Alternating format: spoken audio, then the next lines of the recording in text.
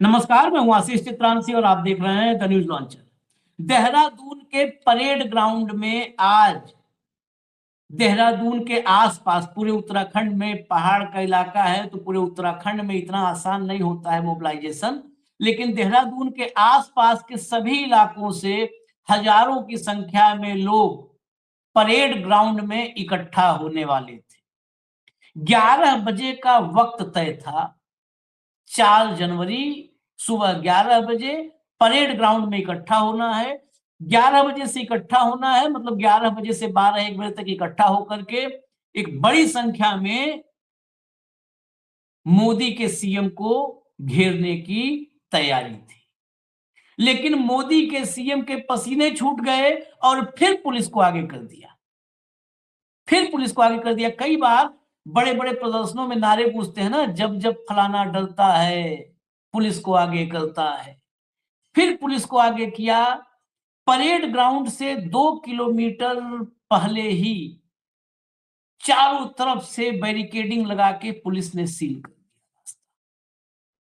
Parade ground तक जाना नामुमकिन बना दिया। चारों तरफ फौज ही फौज नजर आ रही थी और सुबह सुबह ही 11 बजे से इकट्ठा होना था, लेकिन सुबह सुबह ही 1500 से 2000 लोगों का एक जत्था। अब आप समझिए कि ऐसे अगर कितने सारे जत्थे और कितने लोगों की को इकट्ठा होना था। एक जत्था 1500 से 2000 लोगों का था। वो मुख्यमंत्री आवास घेरने के लिए निकल पड़ा था। 2 किलोमीटर पहले परेड ग्राउंड से उसको रोक दिया गया। रोक करके वही फिर हिरासत में लेना और ये सब जो ड्रामेबाजी शुरू हो गई। लेकिन भारतीय जनता पार्टी के भीतर इस्तीफों का दौर और अपनी सरकार के खिलाफ बगावत का दौर नहीं थम रहा है। 3 इस्तीफे लगातार 3 दिन हुए। अब भाजपा अनुसूचित जाति मोर्चे के, भाजपा के अलग-अलग मोर्चों के जो अध्यक्ष, पूर्व अध्यक्ष हैं, वो अपनी ही पार्टी पर और अपनी ही सरकार पर सवाल खड़े कर रहे हैं। भाऊ को लाइए, मैं खबरें दिखाऊं, पहले जो ताजा खबरें हैं, क्योंकि ये आंदोलन आज क्या शाम तक, भाऊ स्वागत है, शाम तक क्या इसकी दिशा होगी और क्या दशा होगी, ये दोनों शाम तक तय हो पाएगा। क्योंकि जब आंदोलन होता है तो आंदोलनों में कई फेज आते हैं, उनको रोकना, फिर आंदोलनकारी नई तरकीब से इकट्ठा होते हैं, तो आंदोलन में ये सब होता है। लेकिन क्या दिशा दशा होगी शाम तक तय हो जाएगा। अगर शाम तक इस पर काबू पा लिया सरकार ने, तो ये मान लीजिए कि पुलिस के बल पर एक आंदोलन को दफन कर सकते हैं, उस दिशा में बढ़ गए हैं। और अगर आंदोलनकारी फिर से किसी नई रणनीति के साथ सामने आए, तो फिर ये मोदी का सीएम, इसके लिए रास्ता बहुत मुश्किल है। खबर लाइए फटाफट। अंकिता भंडारी के सीएम आवास घेरने निकले 1500 लोग, पुलिस ने बैरिकेडिंग कर 2 किलोमीटर पहले रोका। सीबीआई जांच की मांग पर अड़े प्रदर्शनकारी। हम रिकॉर्ड कर रहे हैं जिस वक्त, उससे 5-7 मिनट पहले एक खबर बिल्कुल जो है फ्लैश हुई। आगे बढ़िए, फटाफट चलिए आगे।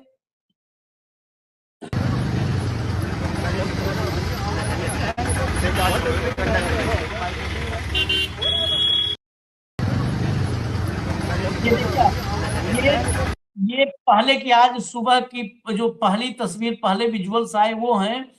पूरा पुलिस, आपको पुलिस ही पुलिस लग रही है। पूरे छावनी में तब्दील कर दिया गया था। पहाड़ों में सुबह धूप जैसे ही खिली और उस प्रदर्शनकारियों के बीच में और सीएम आवास के बीच में ये नजर आने लगे। उसके बाद की तस्वीर मेरे सामने तो बहुत सारी तस्वीरें हैं, वहां पर दिखाएंगे। ये राजपुर रोड है। राजपुर रोड देहरादून का सबसे मतलब महत्वपूर्ण रोड माना जाता है, उधर कपास एरिया है। राजपुर रोड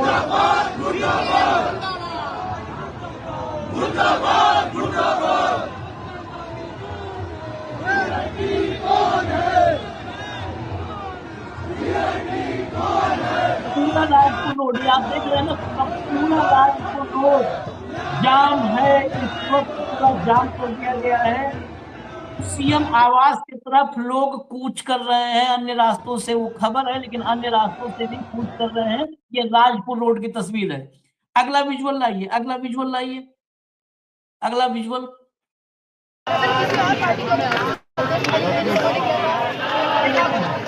जहाँ जहाँ रोका जा रहा है चौराहों पर, ये पूरे देहरादून, क्योंकि देहरादून में अलग अलग जो रास्ते हैं, हर रास्ते से लोग परेड ग्राउंड पर इकट्ठा होने के लिए, जो सेंटर पॉइंट था वो परेड ग्राउंड था, वहां से कूच करना था, तो अलग अलग जगहों से आ रहे हैं और अलग अलग चौराहे जाम हुए। देखिए मटका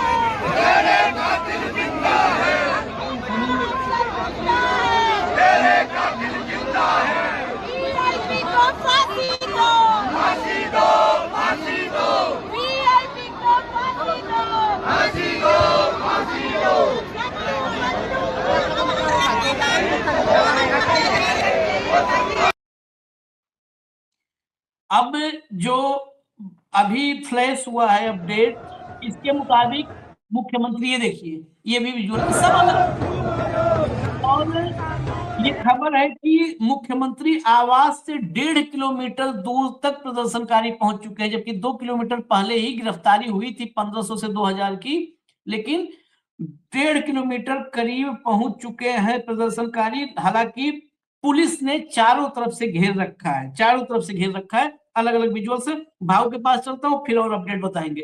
भाऊ, क्या वही जो पुलिस को आगे करता है वाला सिस्टम चल रहा है 11 साल से, तो सवाल क्या ही नहीं। पुलिस को आगे करके दबा देंगे आंदोलन? प्रयास तो यही होगा, प्रयास तो यही होगा। क्या किया लद्दाख में? लद्दाख में वांगचुक के आंदोलन में क्या खराबी थी? क्या वो राष्ट्र विरोधी था? उन्होंने सिर्फ भारतीय जनता पार्टी को उनके चुनाव में किए हुए वादे को याद दिलाया था, शांतिपूर्ण अनशन किया था। उन्होंने तो लद्दाख से दिल्ली तक पैदल मार्च भी किया, लेकिन सरकार को ये भाषा नहीं समझ में आती। सरकार को हिंसा से भी फर्क नहीं पड़ता। पहले सरकार थोड़ी हिंसा से डरती थी।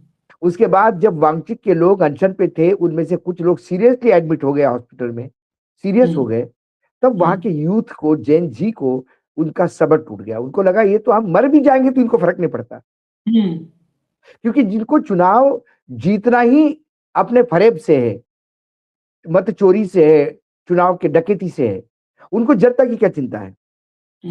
उन्हें वांगचुक को उठा के राष्ट्रद्रोह में डाल दिया अंदर, वो जेल में पड़ रहे हैं। राम रहीम बाहर आश्रम में अय्याशी कर रहे हैं। ठीक है, यह है भारत, नया भारत, नरेंद्र मोदी जी का भारत। अब अंकिता भंडारी का मामला। अंकिता भंडारी, ये जनता का आंदोलन है। जनता के आंदोलन को यदि पुलिस द्वारा आप खत्म करना चाहेंगे, ये उत्तराखंड है आशीष, आपको याद होगा जब उत्तराखंड राज्य की निर्माण होना था, ऐसे ही गोलियां चली थी और कई लोग मर गए थे, लेकिन आंदोलन नहीं टूटा। रामपुर चौराहा था। हाँ, रामपुर चौराहा कांड, लेकिन इसके बाद भी आंदोलन चला और उत्तराखंड का जन्म हुआ। यदि उत्तराखंड के लोगों ने यह तय कर लिया कि अंकिता के हत्यारों को न्याय दिलवाना है, गिरफ्तार करवाना है, वीआईपी को फांसी दिलवानी है, तो ये लोग हटेंगे नहीं पीछे। लोगों को गिरफ्तार करने के बाद लोग लगातार आ ही रहे हैं। आपने सही कहा, पहाड़ से आने में थोड़ी आवागमन का प्रॉब्लम होता है, लेकिन जो लोग जिस हिसाब से राजपुर रोड जो बोला है देहरादून में, मुझे लगता है कि राजपुर रोड के सिवा कुछ है ही नहीं। एक ही मेन रोड है राजपुर रोड। एक तो दिल्ली से जो रोड आता है वो आता है, और ये राजपुर रोड जो है वो सीधा ऊपर पहाड़ों में जाता है, आगे मसूरी की तरफ। तो उसी राजपुर रोड पे सारे होटल, सारे एस्टेब्लिशमेंट, सारे मॉल, सारी सब कुछ है। वो राजपुर रोड यदि आज जाम है तो आप समझ सकते हो कि देहरादून जाम है। तो ये पुलिस कितना दमन कर पाएगी? क्या अपने ही लोगों पे लाठियां चलाएगी? क्या अपने ही लोगों पे गोलियां चलाएगी? ये देखने वाली बात है। और उत्तराखंड के लोग कितनी ताकत से लड़ते, ये उनकी, ये दोनों की परीक्षा है। क्योंकि मैं बार बार कह रहा हूं कि उत्तराखंड में जो हो रहा है ये जनता का आंदोलन है, ये किसी राजनीतिक दल का नहीं। विभिन्न राजनीतिक दल उसमें साथ हो सकते हैं, लेकिन आंदोलन जनता ने अपने हाथ में लिया, क्योंकि ये बहुत ही विभत्स मामला है सामने। जो महिला आरोप लगाती है वो गायब है, वो अपनी जान की गुहार लगाने के लिए चिट्ठियां लिख रही है, उसके पास सारे सबूत है, वो वीडियो पे नाम लेने के लिए बोल रहे हैं। और ये आप दे दीजिए, इस्तीफा दे दीजिए, सामने इंक्वायरी पे फेस करिए, खत्म करिए। नहीं, पुलिस, आपको मैं अपडेट एक और दे दूं, पुलिस ने प्रेस कॉन्फ्रेंस किया और प्रेस कॉन्फ्रेंस करके कहा कि अदालत ने 3 लोगों को सजा सुनाई है एसआईटी जांच पर और कोई वीआईपी नहीं था। अदालत के फैसले में ये साफ हो चुका है, पुलिस कह रही है। लेकिन अब जो आंदोलन की बात कर रहे हैं, आंदोलन की तरफ ही बढ़ते हैं। जरा एक पत्रकार हैं, उनको सुनवाइए। ये अब एक मिनट, ये एक सब मिनट लोग, आशीष जी, हाँ, एक सेकंड, मैं जनता को भी बता दूं, श्रोता को भी बता दूं, ऐसे कई केसेस है इस देश में, सजा पूरा केस खत्म होने के बाद फिर उठाए केस। हाँ, हाँ, एक हत्याकांड हो गया था, एक लड़की की इज्जत लूट के एक ने हत्याकांड किया था दिल्ली में, मट्टू, उसमें बरी हो गए थे सब आरोपी। फिर जनता ने इसी इंडिया गेट पे सारे लोग इकट्ठा हो गए और मट्टू के लिए न्याय मांगा। फिर से केस ओपन हुआ और उस वकील को सजा हुई। मनु शर्मा केस, मनु शर्मा केस भी मीडिया ने उठाया, लोगों ने साथ दिया और फिर मनु शर्मा को जेल जाना पड़ा। नहीं तो उस केस में भी लीपापोती हो चुकी थी। तो ये पुलिस ना बताए, एक बार कर दिया है, पुलिस कुछ सवालों का जवाब दे। और उस केस में जो लोग बचे हैं, क्या आपने वीआईपी को बचाने के लिए कुछ गिने चुने प्यादों को अरेस्ट करवाया और बोल रहे उसको सजा हो गई? कोई वीआईपी नहीं था। तो ये जवाब दे कि पूछे कि वो कमरा क्यों तोड़ा गया, गद्दे क्यों जलाए गए, पोस्टमार्टम में महिला क्यों नहीं थी डॉक्टर, पूछे। और ये जो नए आरोप लग रहे हैं, हमेशा केस में नए फाइंडिंग आते हैं। हाँ, अमेरिका में जब राष्ट्रपति की हत्या हुई, उस हत्या का मुजरिम भी पकड़ा गया, सब कुछ हुआ। उसके बाद एक वकील ने फिर से केस ओपन करवाया था और फिर से केस ओपन होके उसने बता दिया था कि इस मामले में और भी लोग इन्वॉल्व हैं। उस पर एक फिल्म बनी थी बाकायदा। लीगल फ्रेटर्निटी को देखिए, पुलिस वालों को देखनी चाहिए। ऐसे पुलिस वालों को मैं 10 केसेस दूंगा गिन के, आ जाए न्यूज लॉन्चर के प्लेटफॉर्म पे, कि जहां सजा हो चुकी, केस बंद होने के बाद केस खुले हैं। हाँ, नए तथ्य सामने आएंगे, उस नए तथ्यों के लाइट में केस फिर से खुलेगा। कई लोग अंदर थे, वो बेगुनाह साबित हो गए क्योंकि गुनहगार बाद में मिल गए। ऐसे भी केसेस हुए इस देश में। और पुलिस कहती है कि वो आर्य को सजा दे दी तो काम खत्म हो गया। अभी जो महिला कह रही है, साउंड रिकॉर्ड जो रिकॉर्डिंग है, एक एमएलए है भाई, पूर्व विधायक बोल रहा है। कोई पान की दुकान पे पान खा के पिक मारता हुआ नहीं बोल रहा है आदमी, उसकी पत्नी बोल रही है। और उसके पत्नी को हम जानते नहीं, ऐसा झूठ बोलने वाले अध्यक्ष के साथ उसके फोटोग्राफ है, हाँ, बातचीत का रिकॉर्ड है। तो अध्यक्ष को झूठ बोलने की क्या जरूरत थी? गौतम के साथ भी उसके बहुत अच्छे संबंध है, उस महिला के, संबंध है, क्योंकि वो सुरेश राठौर के ऑडियो में है ये बात, कथित रूप से तो एकदम है कि तुम्हारा गट्टू जो है भैया, गट्टू भैया बहुत करती हो, उसका कर्म ये है। और वो तो कहता है कि उससे बच्चा पैदा कर लो। ये तो ये नेताओं के आपस में ये जो चलता है बंटवारा, खीरा कटेगा तो सब में बटेगा, लड़की आएगी तो सब में बटेगी, क्या ये चलता है क्या? पुलिस के पास हमेशा इन्वेस्टिगेशन की नजर होनी चाहिए। पुलिस यदि लिपापोती करनी है, पुलिस केस बंद करना चाहती थी, पुलिस बचाना चाहती थी किसी को, इसलिए पुलिस बार बार कह रही कि जिनको पकड़ा और सजा दे दी। हो सकता है उस गुनाह में और लोग हो। कोर्ट ने कहा कोई वीआईपी नहीं था।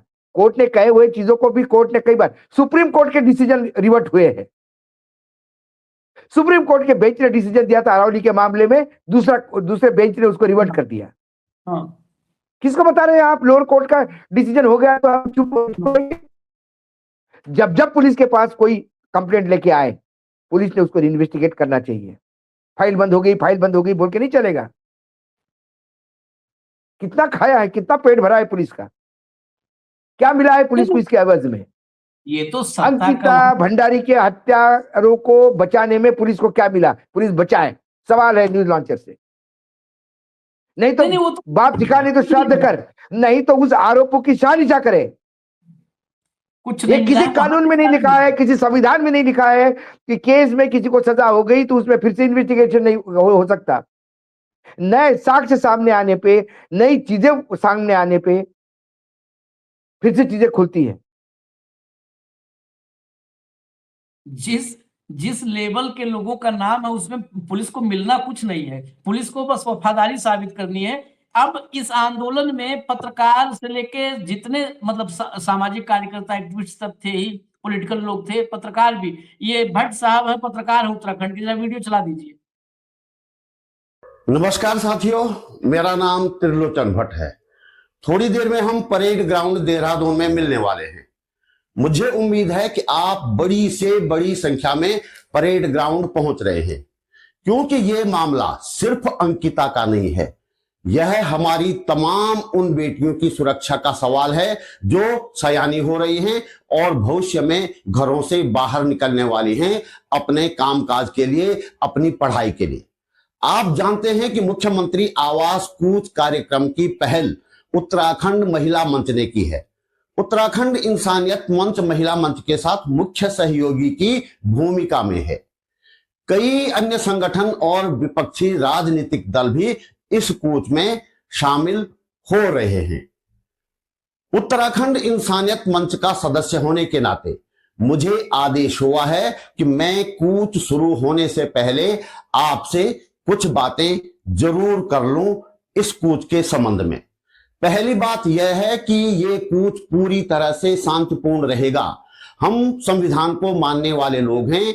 संविधान ने हमें धरने प्रदर्शन का अधिकार दिया है, लेकिन किसी तरह की हिंसा का अधिकार संविधान हमें नहीं देता है। यदि कोई भी व्यक्ति या संगठन इस इरादे से कूच में शामिल होने के लिए आ रहा है कि वे हुड़दंग करेंगे या पत्थर फेंकेंगे, तो आपसे अनुरोध है कि आप रास्ते से ही वापस लौट जाएं या कूच में शामिल होने का अपना जो इरादा आपने बनाया है उसे छोड़ दें, क्योंकि इस कूच में छोटी सी चूक भी पूरे आंदोलन को तहस नहस कर देगी। इसलिए साथियों, सावधान रहें, सतर्क रहें, हर स्थिति में शांति बनाए रखें और सत्ताधारियों को कड़ा संदेश देने में हमारा सहयोग करें। आप अपने संगठन या राजनीतिक दल का बैनर लेकर इस कूच में शामिल हो सकते हैं, लेकिन झंडे डंडे और अलग से लाउड स्पीकर की इजाजत नहीं दी जाएगी। धन्यवाद। देखिए कितना डिसिप्लिन्ड, और बहुत अच्छा किया कि कूच से पहले वीडियो जारी किया, क्योंकि इन्हीं के लोग घुस करके काम करना शुरू कर देंगे। हाँ, ये यकीन हो जाता है कि गांधी को नहीं मिटा पाएंगे इस देश से, मनरेगा भले भाई आशीष जी, गांधी को मिटाने के लिए गांधी से बड़ा एक गांधी चाहिए। और भगवान ने साचा तोड़ दिया गांधी को बनाने के बाद, क्योंकि उनको समझ में आ गया कि इन दानवों के बीच में गांधी जी का वाकई जरूरत नहीं है। गोडसे की संख्या ज्यादा हो, गांधी को क्या करेंगे भगवान? एक गांधी भेजा, वही इनको भारी पड़ रहा है और अभी तक भारी है। आप नाम से छुटकारा पालोगे ना, कितना छुटकारा पालोगे? गांधी के विचारों से छुटकारा नहीं पाओगे। जब भी विदेश जाओगे तो महात्मा गांधी के नाम से जाने जाओगे, गोडसे के नाम से नहीं या मोदी के नाम से नहीं। तो गांधी तो इनको मिटाने के लिए कई जन्म लेने पड़ेंगे। 100 साल का इंतजार करने के बाद भी मोहन भागवत की अचीवमेंट यही है कि संघ बीजेपी का प्रकोष्ठ बन चुका है। सेवा भाव छोड़ के संघ मेवा भाव में उतर आया है। सत्ता का मक्खन अब उनको भी अच्छा लगने लगा है, और वो बीजेपी का प्रकोष्ठ बनने में यह है कि अगला सरसंघ चालक कौन होगा कि अमित शाह तय करेंगे। मैं तो पहले ही बोल रहा हूं आपको। तो जब ऐसी स्थिति देश में आई गई है, 100 साल में संघ ने क्या बदलाव पाया? वो बीजेपी का प्रकोष्ठ बन गया। सेवा भाव से, तथाकथित सेवा भाव से, वो भी मैं तथाकथित जोड़ दूं, तथाकथित सेवा भाव से, हाँ, तथाकथित सेवा भाव से अब एक्चुअल मेवा भाव में आ गया है। अब इतना बदलाव हो गया कि वो गांधी को मिटाने चले थे, खुद मिट गए। संघ खुद मिट गया, गांधी को नहीं मिटा पाए। जिनको उन्होंने सिपा सालार बनाया था वो इनके बाप बन चुके हैं, और वो भी गांधी को नहीं मिटा पाए। छोड़ दीजिए, यह है गांधीयन। वांगचुक जेल में है, वो है गांधीयन। ठाकुर साहब जेल में, आईपीएस ऑफिसर जबरिया रिटायर्ड, वो गांधी की जांच कराते हैं। महात्मा गांधी ने सवाल पूछने का अधिकार दिया, सवाल पूछते थे, लेकिन हिंसा का डर कि लोग पत्थर फेंकेंगे। आशीष, ये बहुत पुराना टूल किट है, बहुत फिल्मों में भी दिखाते हैं कि पीछे से पत्थर फेंकवाओ, अपने लोगों से हिंसा करवाओ, बोलना देखो ये हिंसा थे।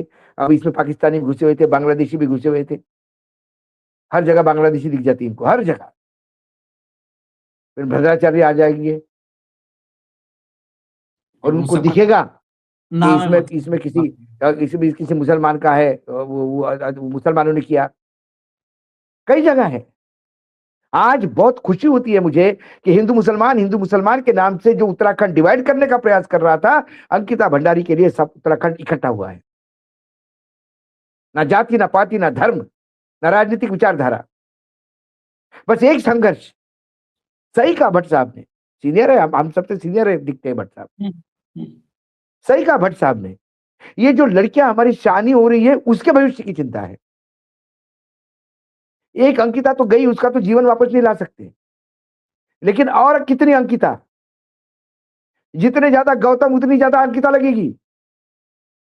रिसोर्स की तो कमी है ही नहीं वहां पे। और गौतम भी मैं इसलिए कह रहा हूं कि आरोप है, हाँ, खुला आरोप है, कोई खुला आरोप है। गौतम जी पाकिस्तान आ जाए, अपने खिलाफ कर दे,